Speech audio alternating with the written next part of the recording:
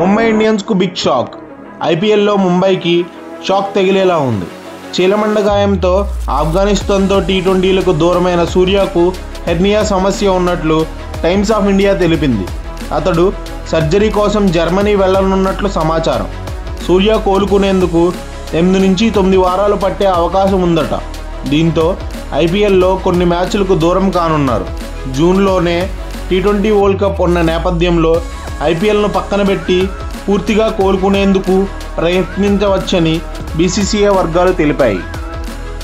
రంజీలో rayon Parag record. Ranji ట్రోఫీలో భారత యువ బ్యాటర్ రియాన్ పరాగ్ రికార్డు సృష్టించారు. 56 బంతుల్లోనే శతకం బాది టోర్నీ చరిత్రలోనే రెండో వేగవంతమైన సెంచరీ చేశారు. అస్సాం తరపున ఆడుతున్న పరాగ్ ఛత్తీస్గఢ్పై ఈ ఫీట్ సాధించారు. 87 బంతుల్లో 11 ఫోర్లు 12 సిక్సర్లతో 155 పరుగులు చేసి అవుట్ అయ్యారు. ఇక రంజీల్లో ఫాస్టెస్ట్ సెంచరీ రిషబ్ పంత్ పేరిట ఉంది. 2016లో ఆయన 48 బంతుల్లోనే ఫాస్టెస్ట్ సెంచరీ రికార్డును నమోదు చేశారు. భారత్కు షాక్.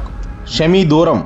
జనవరి 25 నుంచి ఇంగ్లాండ్తో జరిగే 5 టెస్టుల సిరీస్లో తొలి 2 మ్యాచ్లకు భారత్ సీనియర్ పేసర్ మహమ్మద్ షమి దూరమయ్యే సూచనలున్నాయి.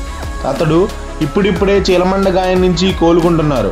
దీంతో అతడి అందుబాటుపై బీసీసీఐ అనుమానం వ్యక్తం చేసింది.